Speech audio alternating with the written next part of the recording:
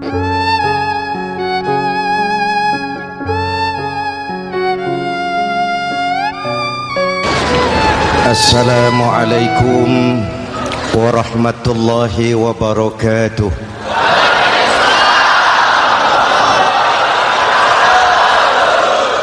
Alhamdulillahillazi ja'ala Ramadhana syahra siyami lil mu'minin. Wassalatu wassalamu ala asyrafil mursalin Sayyidina Muhammadin wa ala alihi wa sahbihi ajma'in, amma ba'du.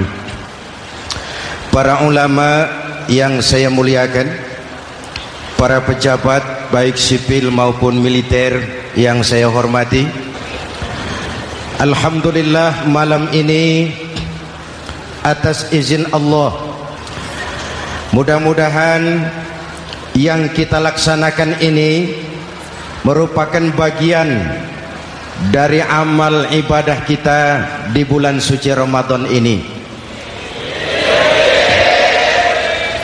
Hadirin, reformasi terbesar adalah reformasi yang dilakukan oleh baginda Nabi besar Muhammad sallallahu alaihi wasallam.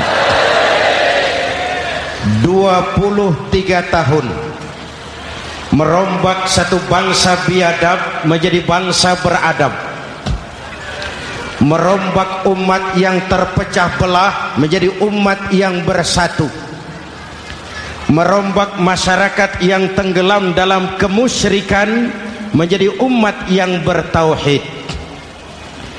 Reformasi besar apa yang dilaksanakan oleh Rasul dan apa hubungannya dengan kita sekarang? Ini yang ingin saya sampaikan malam ini. Pertama, beliau melaksanakan reformasi akidah, membebaskan manusia dari kemusyrikan, menyelamatkan manusia dari ketergantungan kepada benda. 13 tahun beliau berjuang di kota Makkah hanya untuk menanamkan la ilaha illallah Muhammadur Rasulullah. Dari sana segalanya dimulai, meletakkan fondasi. Saya yakin tidak ada Tuhan selain Allah dengan seluruh konsekuensinya. Kalau saya yakin tidak ada Tuhan selain Allah, maka saya tidak akan menyembah kecuali hanya kepada Allah. Orang yang benar fondasinya, benar sujudnya. Jelas? Kalau saya yakin tidak ada Tuhan selain Allah, saya tidak akan minta rizki kecuali hanya kepada Allah. Orang yang benar fondasinya, jauh dari korupsi, jauh dari judi.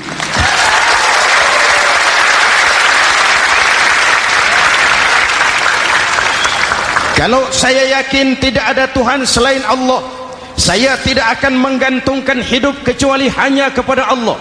Saya tidak akan melarikan persoalan kecuali hanya kepada Allah. Saya tidak akan pernah takut kecuali hanya kepada Allah. Saya tidak akan minta tolong kecuali hanya kepada Allah. Inilah generator yang membangkitkan seluruh nilai-nilai amal kita. Kita puasa, kita sujud, kita jihad, itu kan karena nilai iman. Betul? Imannya tidak kelihatan, yang kelihatan gejalanya. Mic ini berbunyi karena ada strom. Percaya apa tidak? Kelihatan stromnya? Kok tahu ada strom dari mana? Dari bunyi. Ada suaranya itu, ada stromnya. Kenapa? Bunyi. Lampu menyala karena ada strom. Kipas angin berputar karena ada strom. Betul? Jadi kalau ada strom bunyi dong. Kalau ada strom lampunya nyala dong. Kalau ada strom kipas anginnya muter dong. Artinya apa? Kalau ada iman sujud dong. Kalau ada iman jihad. Udah dangdong.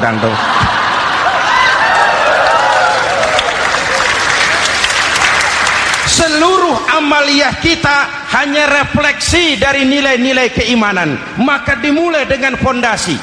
Kalau fondasi kuat, apapun yang mau dibangun aman. Kalau fondasi rapuh, apa yang mau dibangun di atas fondasi yang rapuh? Karena itu, dengan tabligh akbar ini, pesan pertama saya, mari jaga nilai-nilai iman kita. Kita masih bergelut dengan zaman susah. Judi kembali merebak, narkoba meracuni remaja dan pemuda-pemudi kita, padahal dua-duanya sumber segala macam kemaksiatan. Judi mendidik orang jadi malas, dan sejarah belum pernah mencatat ada orang jadi kaya karena judi. Yang bangkrut, yang kere, yang melarat banyak.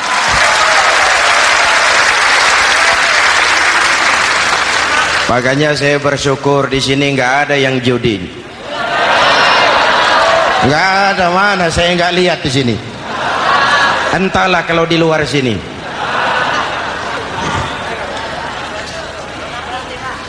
Judi itu penyakit, kalahnya bikin penasaran, menangnya bikin ketagihan. Itulah penyakitnya.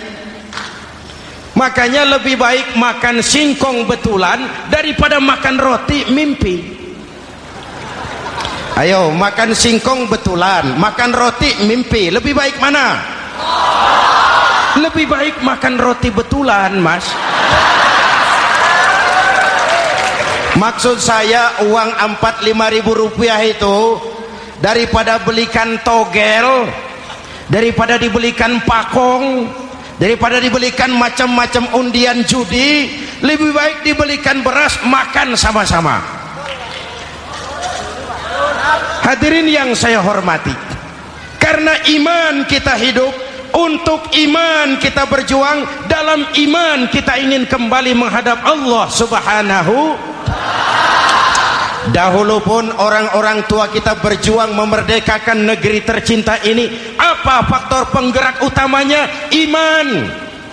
Imanlah yang mengajarkan orang-orang tua kita, hubbul watan minal iman. Cinta tanah air bagian daripada iman. Lah, tanah air kita kan bukan Aljazair. Tanah air kita bukan Palestina. Tanah air kita bukan Mesir. Tanah air kita mencintai Indonesia bagian daripada iman. Yang datang menjajah kebetulan kafir. Nah ini, bertemulah cinta tanah air dengan semangat jihad yang diajarkan agama. Lalu bangkitlah para ulama, bangkitlah para kiai, bangkitlah para santri, berjuang memerdekakan negara tercinta ini. Saya tanya lagi, orang-orang tua kita dahulu berjuang melawan penjajah, senjatanya apa? Bambu runcing. Jenderal mana mau taruhan? Bambu runcing merdeka melawan tank. Bambu runcing merdeka melawan meriam. Bambu runcing merdeka melawan tentara-tentara profesional yang terlatih dengan baik. Menurut logika tidak mungkin. Menurut kebiasaan tidak bisa. Menurut rasio impossible. Entoh nyatanya kita merdeka. Lalu para pendiri Indonesia dengan jujur mencantumkan dalam mukaddimah Undang-Undang Dasar Negara kita kalimat yang berbunyi, dengan berkat rahmat Allah yang Maha Kuasa. Ada tidak itu dalam pembukaan Undang-Undang Dasar? Ada apa tidak? Pokoknya biar belum pernah baca, ada gitu saja sudah, biar lancar urusan. Saya yakin kalimat ini bukan lipstick, not decoration only. Kalimat ini pengakuan moral, pengakuan batin yang sangat jujur dari para pendiri Indonesia bahwa Allah campur tangan dalam proses kemerdekaan. Kalau tidak, nggak ada ceritanya bambu runcing merdeka melawan tank.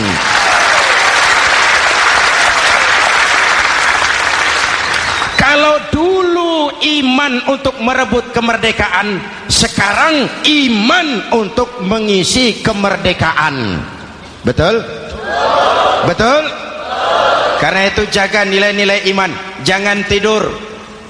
kita sudah berhasil melaksanakan pemilu, sidang umum MPR sudah digelar, pemerintahan baru sudah terbentuk. Itu kita pilih bersama, kita dukung bersama. Mendukung itu tidak harus selalu iya, kula nuwun sumuhun dawuh kumaha juragan wae oke bos.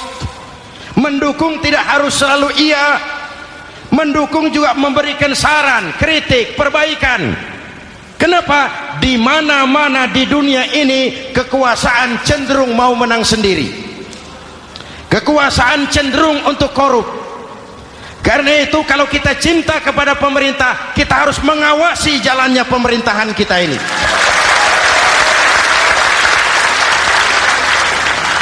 Pengalaman ketika Orde Baru berdiri, kita percaya, kita serahkan penuh, lalu kita tidur.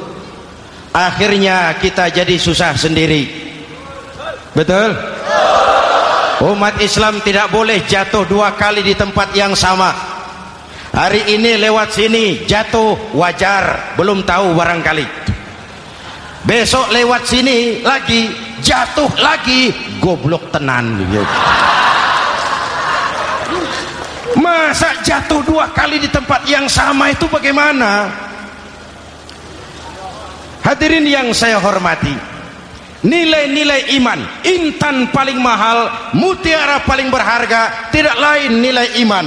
Imanlah yang menyebabkan kita gembira menyambut datangnya Ramadan, menyingsingkan lengan baju, menghamparkan sajadah, melakukan pendekatan yang intens kepada Allah. Kenapa? Kita mengerti nilai Ramadan. Tempo hari saya berikan contoh. Di tangan kanan saudara ada berlian, harganya 50 juta. Di tangan kiri saudara ada rumput seikat. Berlian dan rumput ini taruh di depan kambing. Kira-kira mana yang diambil kambing? Rumput, dasar kambing. Cuma mulai, kenapa diterusin?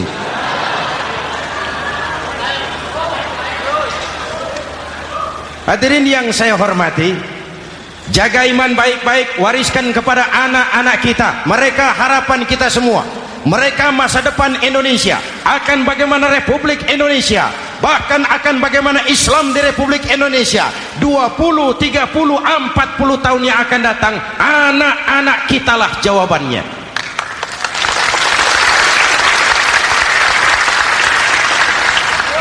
Mereka mau jadi apa, persilahkan, asal iman merupakan landasan hidupnya. Anak-anak kita boleh jadi jenderal asal jenderal beriman, boleh jadi pejabat, pejabat beriman, jadi pengusaha, pengusaha beriman. Kalau iman landasannya aman. Jadi pengusaha, pengusaha beriman, insya Allah timbangannya tidak curang, ekonomi lancar, masyarakat tenang. Jadi petani, petani beriman, insya Allah tidak menggarap tanah yang bukan miliknya.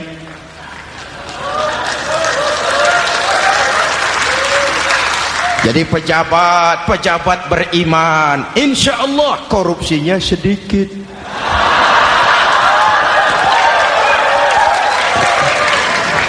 Jadi jenderal, jenderal beriman, insya Allah berjuangnya bersama ulama, bukan nangkepi ulama.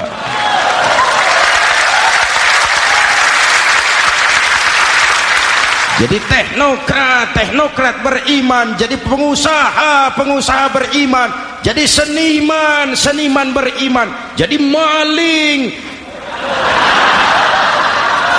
Nggak ada, mana ada maling beriman. Kalau iman landasannya, insya Allah aman. Ini yang pertama. Yang kedua, baginda Nabi melaksanakan reformasi sosial. Berupa apa? Membebaskan manusia dari ras diskriminasi, mengikat manusia dengan tali akidah. Diciptakan kita dari laki-laki dan perempuan, dijadikan kita bersuku-suku dan berbangsa-bangsa. Bahkan Quran memulai dengan kalimat syu'ub, wa ja'alnakum syu'uban wa qabaila. Kami jadikan kamu berbangsa-bangsa dan bersuku-suku agar kamu saling mengenal satu dengan yang lain.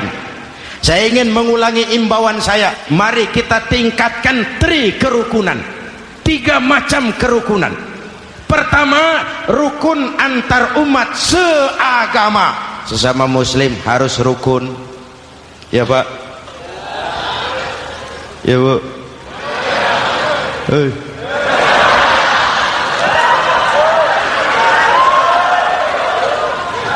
Malam ini saya tidak merasa sebagai tamu di sini. Saya hanya keluarga di tengah-tengah keluarganya.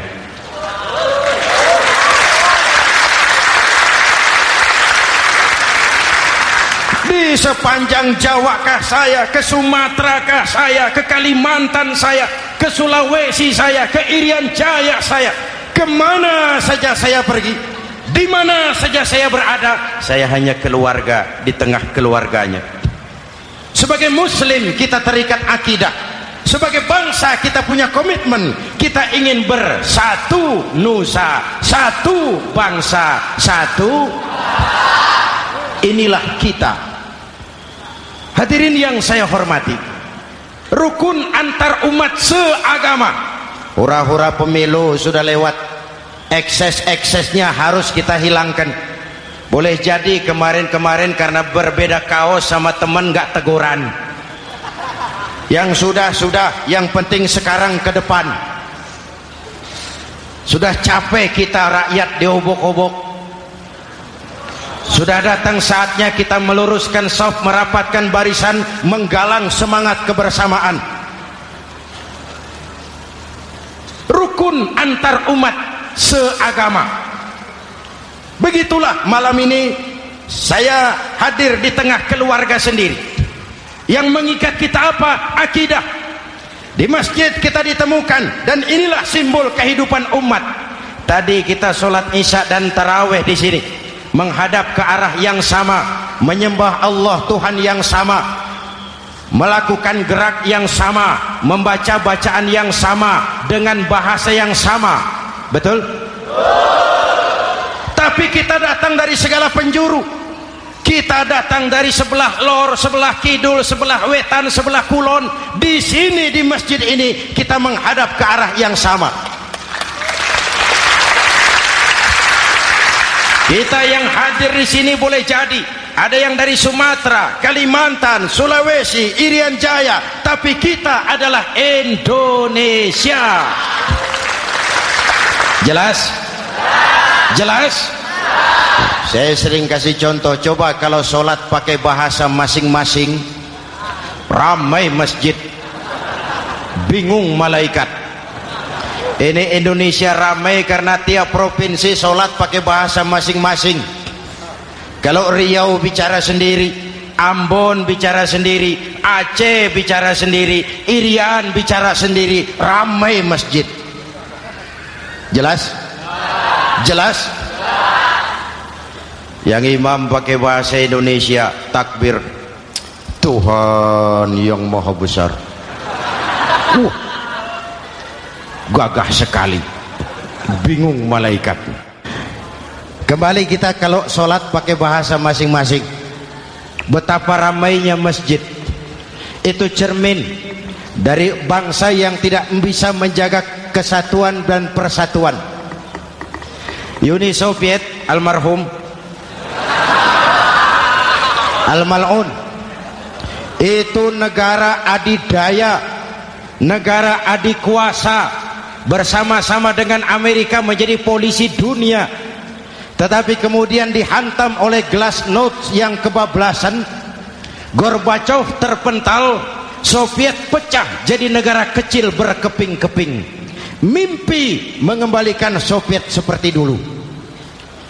Begitulah kalau kita biarkan benih-benih disintegrasi ini terus berkembang, tidak ada lem perekat, maka kita akan pecah berkeping-keping dan kita akan jadi satu bangsa yang kecil. Oleh karena itu, yang pertama, jaga kerukunan antar umat seagama. Berbeda pendapat boleh, berpecah belah jangan. Berbeda partai oke, tapi berbeda dalam wawasan bernegara jangan. Jujur saja, saya kemarin musim pemilu itu sudah agak pesimis melihat. Batin saya menjerit, ya Allah, kenapa umat jadi begini? Kenapa umat harus terkotak-kotak? Terlalu terlalu banyak partai-partai Islam waktu itu, 20 lebih. Begitu sidang umum MPR berjalan, saya mulai melihat titik optimisme. Ada yang mengkristal, di mana orang tidak lagi melihat partainya, tetapi melihat nilai-nilai imannya. Itulah yang memang utama buat kita.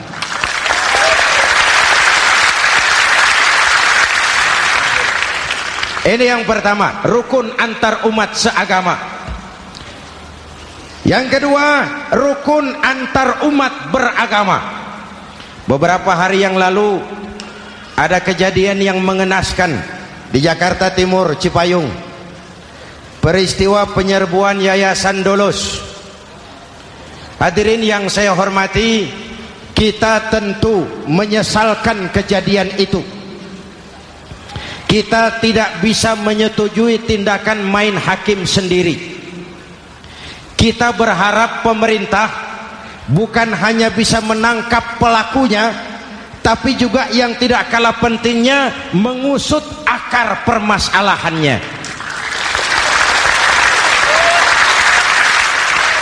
Kenapa itu terjadi?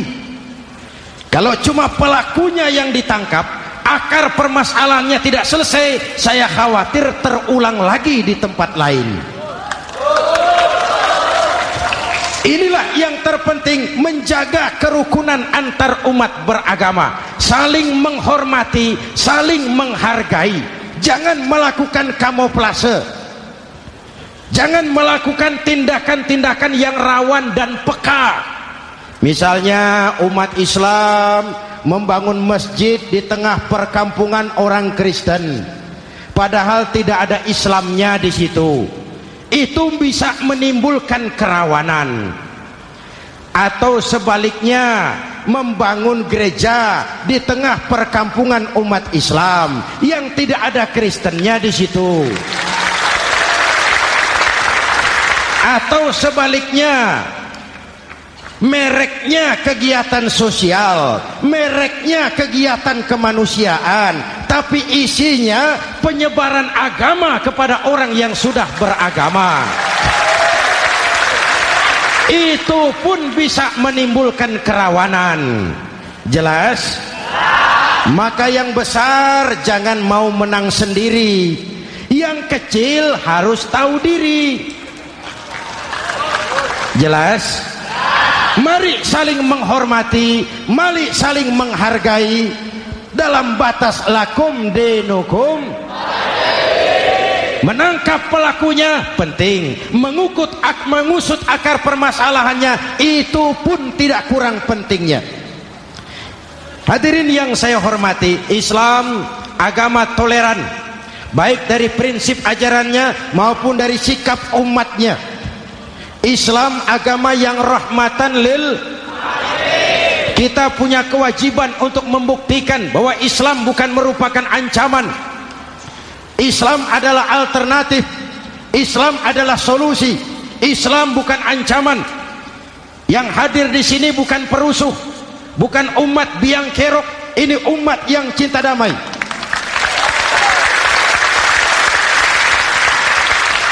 Ini umat yang tidak pernah mencari-cari musuh, tapi juga tidak akan pernah lari kalau bertemu musuh. Mari kita jaga kerukunan antar umat beragama. Jangan sampai peristiwa Dolos terulang lagi di tempat-tempat lain. Saling menghargai, saling menghormati. Jangan main hakim sendiri, tapi juga jangan mau menang sendiri. Hadirin yang saya hormati, dengan menjaga kerukunan antar umat beragama, akar keutuhan kita sebagai bangsa semakin terpelihara. Lalu yang ketiga, rukun antar umat beragama dengan pemerintah. Tadi kita sholat di sini ada imam, ada makmum, betul? Kalau makmum siapa saja boleh, Mas. Tidak ada pemilihan makmum. Fikih itu ketat kalau sudah memilih imam. Nih makmum siapa saja. Pak, itu orang pemabuk itu, boleh jadi makmum. Suka mencuri, Pak, boleh jadi makmum. Bacaannya tidak fasih, boleh jadi makmum. ketinggalan 1 rakaat boleh jadi makmum, tapi tidak tiap orang boleh jadi imam. Kenapa? Imam mau mimpin orang banyak. Kalau dia bodoh, bagaimana nasib makmumnya?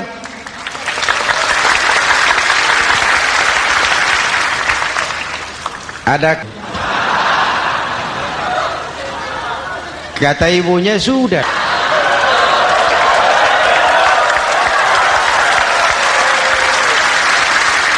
Lah, ada yang lebih gendeng lagi, mendengar anaknya mengadu, bapaknya menoleh ke belakang. Kata bapaknya, kau kejepit juga cok, katanya. Sholat jadi ngobrol. Kalau makmum dan imam sama bodohnya, rusak sholat ini.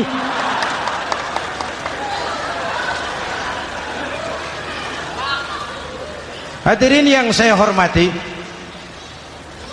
rukun antar umat beragama dengan pemerintah yang legitimate, yang dihasilkan lewat proses demokrasi, benarnya kita dukung, salahnya kita tegur, kita kritik, kita perbaiki, kita berikan saran-saran yang baik. Sekali lagi, jangan tidur. Sudah lewat masanya. Kemarin-kemarin kita menghadapi satu masa yang penuh krusial. Sudah datang saatnya kita bersama-sama bahu-membahu mengatasi kesulitan besar yang tengah kita hadapi sekarang ini. Dengan 3 kerukunan ini, insya Allah keutuhan kita sebagai bangsa akan lebih terpelihara. Ini reformasi kedua. Dalam konteks kita sekarang, menjaga semangat kebersamaan. Saya sering mempopulerkan di masyarakat kita, umat Islam bangsa Indonesia seperti 5 jari ini. Kalau kompak, apa yang tidak terpegang? Tapi kalau berpecah belah, apa yang mau dipegang? Yang ini namanya ibu jari. Umaro ini, pemerintah. Kerja apa saja kalau sudah diginikan pemerintah, lumayan. Diginikan kiamat, Mas. Legalitas. Umaro. Yang ini telunjuk, alat untuk menunjuk. Ini orang yang punya uang, orang kaya, para pengusaha, investor. Kita perlu untuk memulihkan roda perekonomian kita. Di mana-mana kalau orang sugih nunjuk, lancar urusan, Pak. Coba kita yang melarat nunjuk-nunjuk ini, nggak laku, Pak. Makanya kata orang, serba salah jadi orang susah, tapi lebih susah jadi orang serba salah. Serba salah jadi orang susah, tapi lebih susah jadi orang serba salah. Telunjuk. Yang ini jari tengah lah ini. Di tengah dia, ke kanan tidak, ke kiri tidak. Milik semua golongan ini, netral. Siapa ini? TNI. Siapa ini? Cendekiawan. Siapa ini? Ulama idealnya itu. Milik semua, tidak kemana-mana, tapi ada di mana-mana. Nggak bisa diajak suitan ini. Nggak ada anak-anak main kelereng suitnya begitu, itu nggak ada.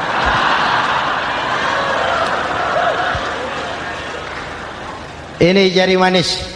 Remaja, pemuda, masa muda, masa yang paling manis. Semua harapan milik pemuda. Belum pernah saya dengar ada orang pidato, para kakek-kakek harapan bangsa, belum pernah. Mesti kalau sudah harapan umat, pemuda, harapan negara, pemuda, harapan agama, pemuda, harapan bangsa, pemuda, harapan pemudi. Jari manis. Yang ini kelingking, jari paling kecil ini. Ini kaum wanita ini. Perempuan kecil tapi mantap. Masya Allah. Ini ibu jari ini besar ini. Sweet ketemu kelingking, kalah ibu jari ini. Di mana-mana kekuasaan sering kalah sama perempuan.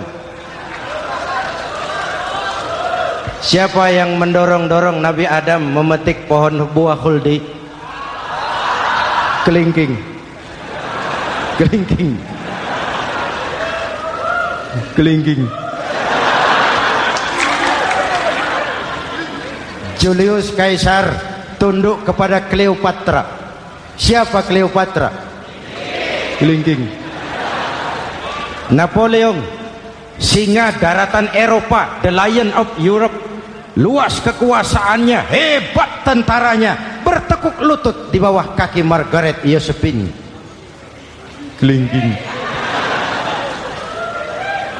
Hadirin yang saya hormati, kalau 5 pilar ini bersatu, ringan sama dijinjing, berat sama dipikul, kita akan jadi satu bangsa yang kuat. Jelas? Jelas? Dengan Ramadan, dengan tabligh akbar malam ini, mari kita jaga semangat kebersamaan. Saya selalu mengingatkan, sekarang lebih banyak tukang kompor daripada tukang lem. Lebih banyak tukang kompor daripada tukang lem. Hangati sana, sulut sini, bakar sana, panasi sini, terbakar kita, dia lari tepuk tangan, dan kita yang rugi. Jelas? Jelas? Ini hal yang kedua.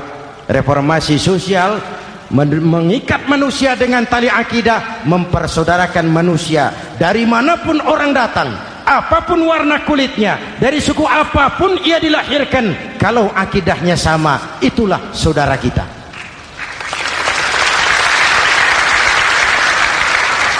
Kembangkan terus kerukunan antar umat seagama, antar umat beragama, dan antar umat beragama dengan pemerintah.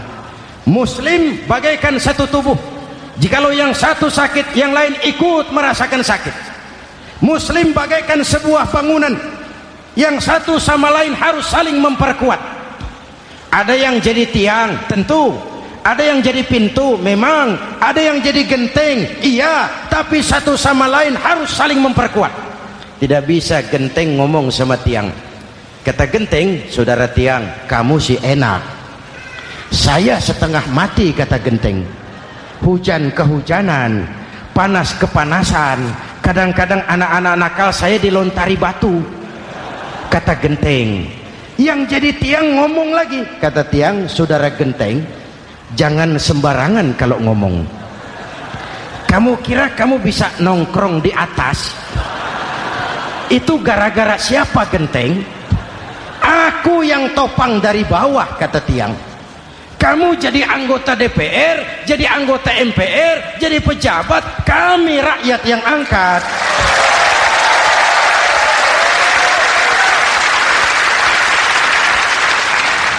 Jangan waktu di bawah rajin ngamalkan ayat kursi, dapat kursi lupa sama ayat.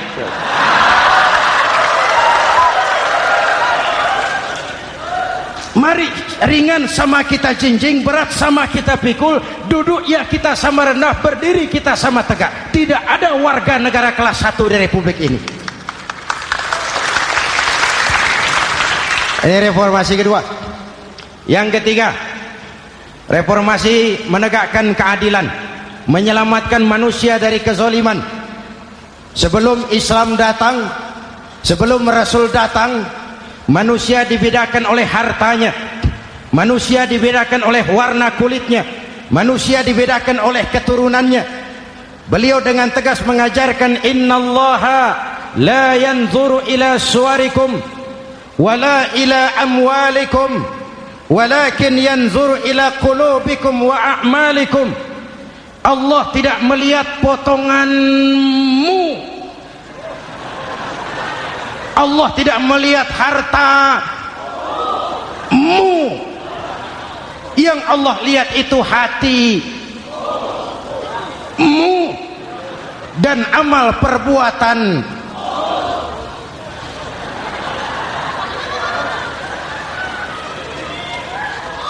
Perjuangan menegakkan keadilan. Hadirin yang saya hormati, itulah yang menyebabkan reformasi kita menggelinding. Menuntut keadilan, baik keadilan di bidang politik, keadilan di bidang ekonomi, keadilan di bidang hukum. Nabi pernah mengingatkan, hakim, kata Nabi, itu ada 3 macam. Al-qudatu salasatun. Hakim ada 3 macam.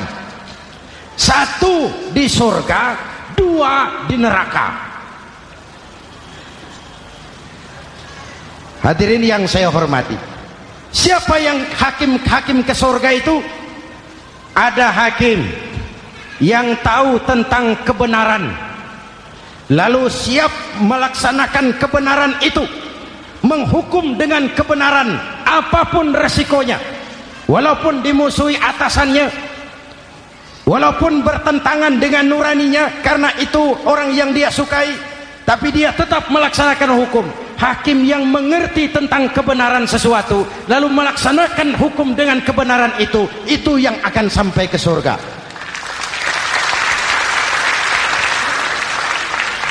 Yang kedua, ada hakim tahu tentang kebenaran tapi tidak mampu melaksanakan hukum dengan kebenaran itu.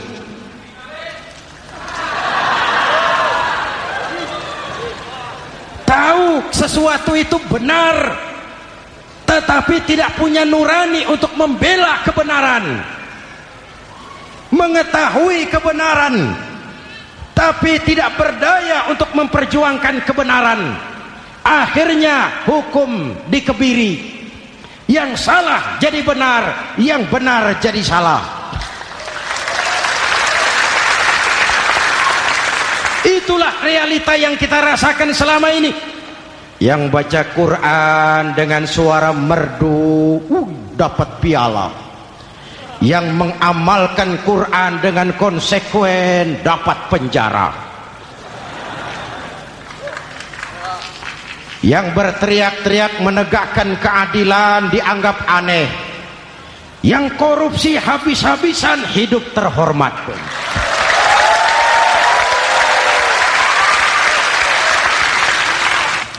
Jadi yang kedua tadi hakim yang tahu kebenaran tetapi tidak mampu melaksanakan hukum sesuai dengan kebenaran, diperkosanya kebenaran, ditekannya hati nuraninya, sehingga ini yang mengakibatkan terlukanya perasaan keadilan. Yang ketiga lebih celaka lagi, ada hakim yang tidak mengerti tentang kebenaran lalu melaksanakan hukum dalam ketidakmengertiannya, bodoh melaksanakan hukum dalam kebodohan, itu pun menyebabkan orang masuk neraka. Na'udzubillah. Hadirin yang saya hormati, reformasi yang dilaksanakan Rasul berjuang menegakkan keadilan setelah membebaskan manusia dari ras diskriminasi. An-nas kulluhum li Adam wa Adam min turab, la fadla li arabiyyin ala ajamiyyin illa bitaqwa. Seluruh manusia berasal dari Adam.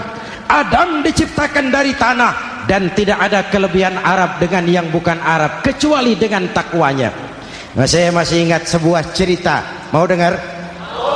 Mau dengar? Pada waktu Umar bin Khattab radhiyallahu anhu menjadi khalifah, menjadi Amirul Mukminin, itu yang jadi gubernur di Mesir adalah Amr bin As. Satu saat Amr bin As ingin mendirikan masjid, tapi tanah lokasi masjid itu milik orang Yahudi, ada gubuk di situ. Dipanggil Yahudi ini oleh Amr bin As, saudara Yahudi, iya. Itu rumahmu ya?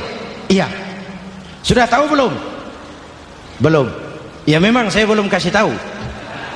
Begini, kamu bangun sembarangan saja, rumahmu kena jalur hijau itu. Lalu saya mau bangun masjid di situ. Ya tapi ada rumah saya, Pak. Sudahlah, rumahmu saya bayar, saya beli. Enggak mau, Pak. Rumah saya cuma itu-itunya. Saya bayar 2 kali lipat. Enggak mau, Pak. Enggak mau. Sudahlah, saya ganti rugi. Ya, enggak mau, Pak. Namanya juga ganti rugi, Pak. Biar digantikan tetap rugi. Mangkel Amr bin As ini wong cilik kok bertingkah amat. Si amat aja nggak bertingkah. Panggil kamtib, hei gusur. Ditarik rumah Yahudi ini, ambrol, menitiskan air mata si Yahudi di sudut kehidupan. Begini wong cilik ini sudah jatuh tertimpa tangga, rumah cuma sak gubuk-gubuknya diderek oleh petugas. Pikir-pikir Amr bin As kan cuma gubernur, di atasnya kan masih ada khalifah Umar bin Khattab. Saya mau lapor ke pusat. Berangkat Yahudi ini dari Mesir menuju Madinah, berhari-hari berjalan, sambil berpikir, ini nanti kalau saya laporan kepada khalifah, apa pengaduan saya diterima? Wong saya rakyat kecil, lagian Yahudi, sementara yang menggusur saya ini gubernurnya sendiri. Terus dia berjalan sampai di kota Madinah. Lewat tengah hari dia mulai cari-cari. Ada orang,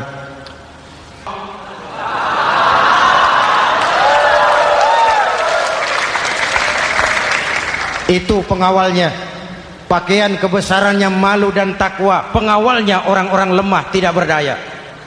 Kok begitu, Pak? Begitulah Umar bin Khattab. Orangnya sekarang di mana, Pak? Di depan kamu. Jadi Bapak, iya. Bapak, iya. Saya Umar.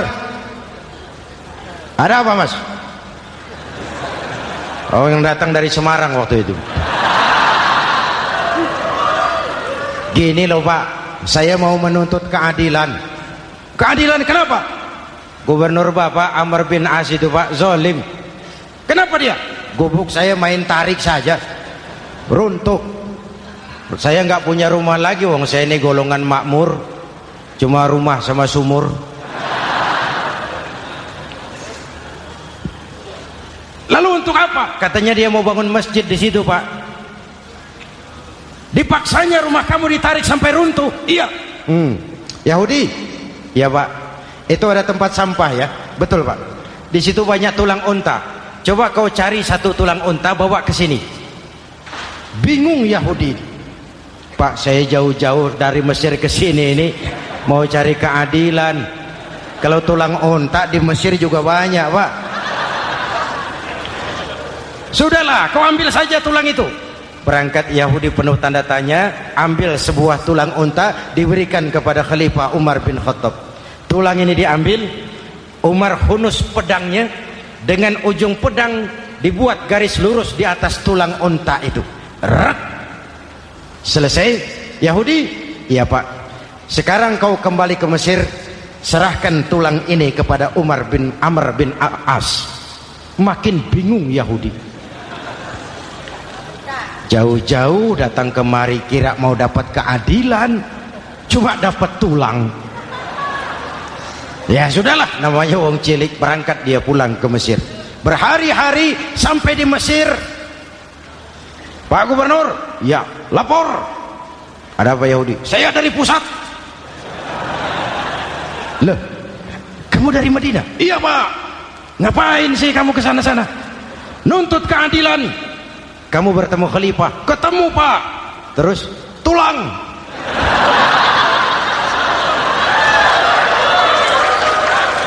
Ini loh Pak, salam dari beliau, tulang. Apa maksudnya? Aku nggak ngerti lah itu Pak. Go rene. Diambil tulang itu.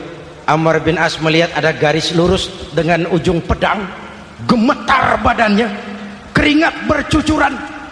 Kepala proyek dipanggil. Mas, ini proyek masjid batal, gubuk Yahudi dirikan lagi. Loh Pak, kata kepala proyek, saya kan sudah menang tender Pak.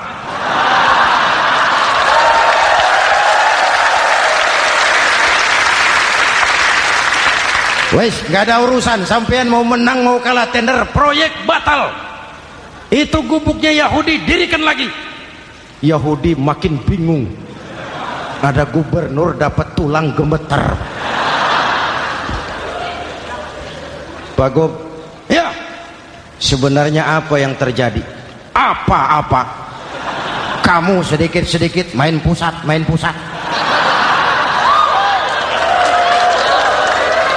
Bu, yang ngomong dulu toh. Ya kan awalnya saya sudah ngomong Pak, tapi gubuk saya tetap ditarik. Percuma ya saya ke pusat Pak. Saya dapat teguran keras dari khalifah. Tahu kau apa artinya ini? Seolah beliau berkata, "Hei Amr bin As, jangan mentang-mentang sedang berkuasa kau bertindak seenakmu.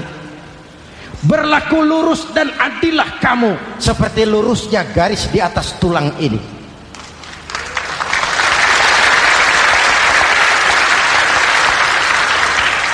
Kalau kau tidak lurus, kalau kau tidak berlaku adil, aku yang akan meluruskanmu dengan pedangku. Itu bahasa simbolik. Siapa yang gak gemeter? Kamu. Pusat. Wedus. Ya ini nek coro kita. Oh Pak, kalau begitu Islam adil ya Pak? Adil. Jadi saya menang Pak. Menang kamu. Padahal saya Yahudi. Tapi menang ya. Menang. Pak, sudahlah kalau begitu Pak. Bagaimana? Itu gubuk saya ambil saja Pak. Tanah-tanahnya sak gubuk-gubuknya Bapak ambil. Silahkan kalau mau dibangun masjid. Tidak cuma sekedar itu Pak. Mulai hari ini Bapak dengarkan. Asyhadu an la ilaha illallah wa asyhadu anna Muhammadar Rasulullah.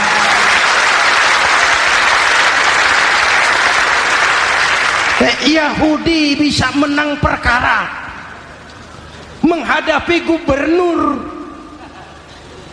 Kalau ini terjadi di Indonesia,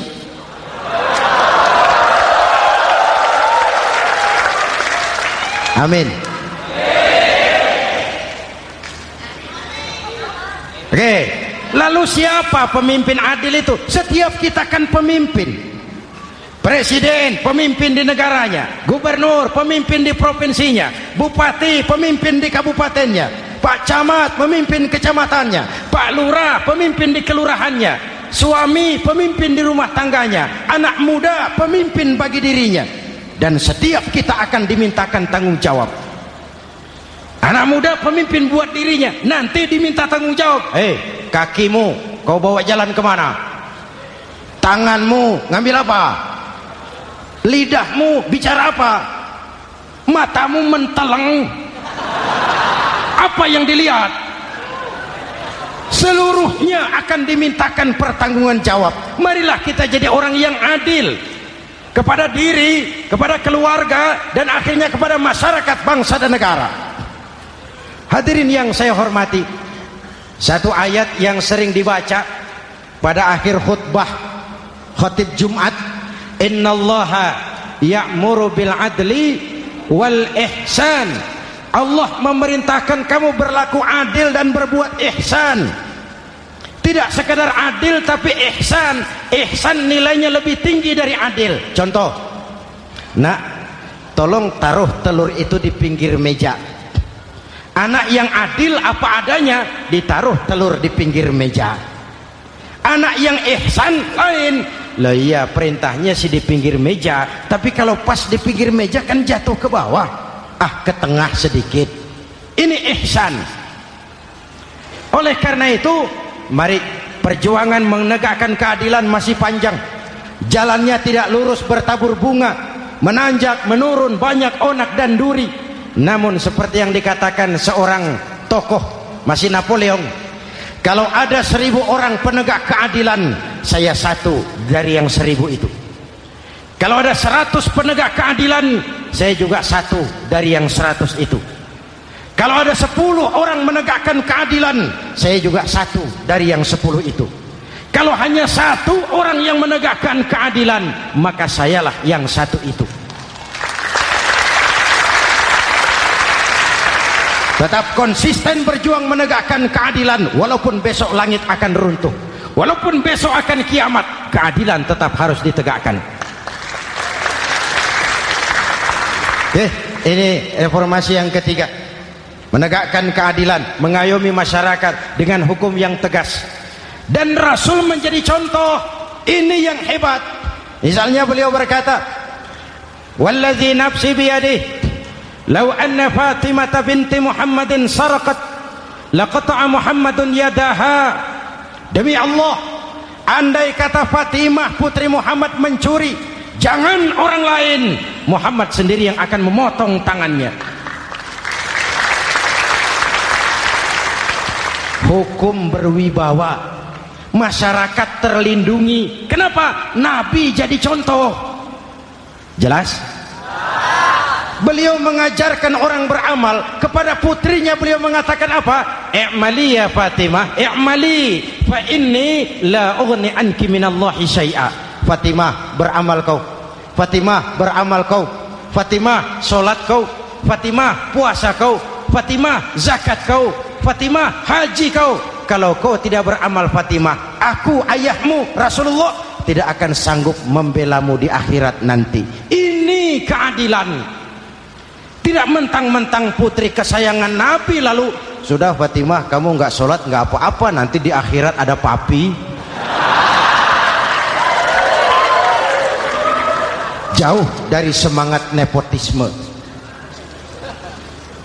Putri beliau sendiri ditekankan, i'mali ya Fatimah fa inni la ughni anki minallahi syai'a. Beramal kau Fatimah, kalau kau tidak beramal, aku ayahmu tidak akan sanggup membela kamu di akhirat nanti. Inilah inti dari nilai keadilan. Jauh dari nepotisme, apalagi kolusi. Hadirin yang saya hormati, lalu saya masuk kepada yang keempat. Reformasi keempat yang dilaksanakan oleh baginda Rasul, menyelamatkan manusia dari gaya hidup sekuler, menyelamatkan manusia dari gaya hidup materialis, mengajarkan keseimbangan. Ada hidup sesudah mati, ada akhirat sesudah dunia. Betul? Betul? Kalau saja tidak ada hidup sesudah mati, kalau saja tidak ada akhirat sesudah dunia, persilahkan hiduplah saenae, nek perlu saenae udelmu dewe. Sayang. Ada hidup sesudah mati, ada akhirat sesudah dunia. Ini semua calon-calon jenazah.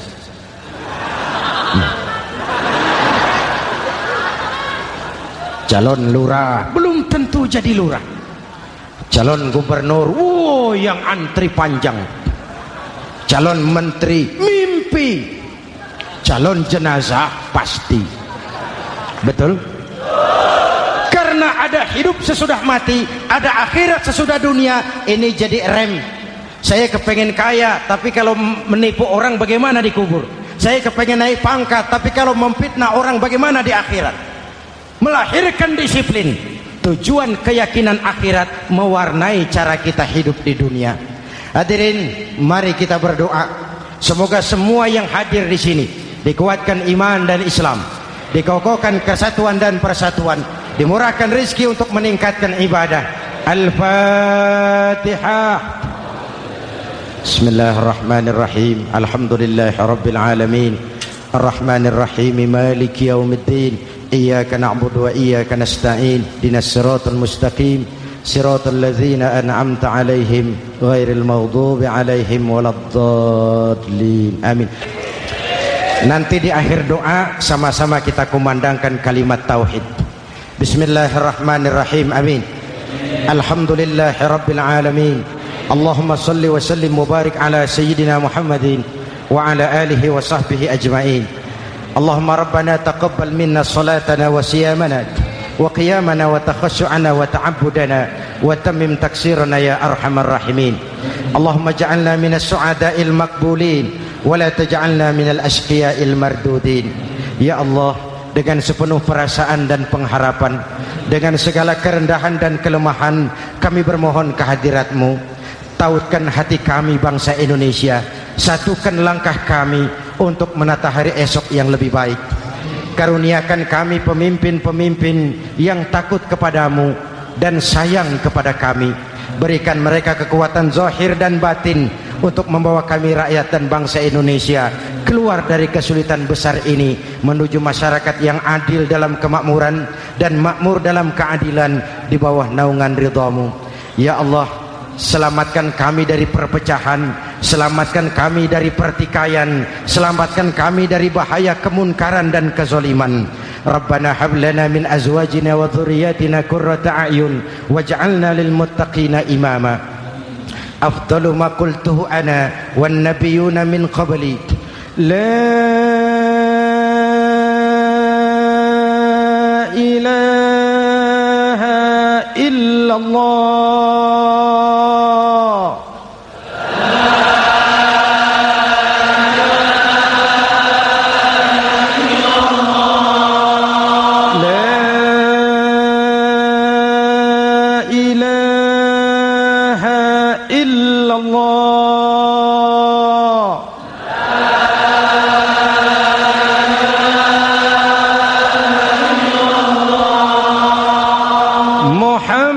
Muhammadur Rasulullah.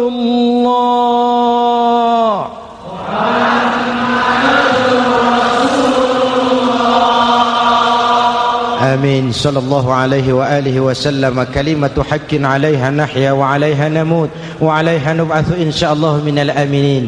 Rabbana atina fid dunya hasanah wa fil akhirati hasanah wa qina adzabannar. Wa akhiru da'wana 'anil hamdulillahi rabbil alamin.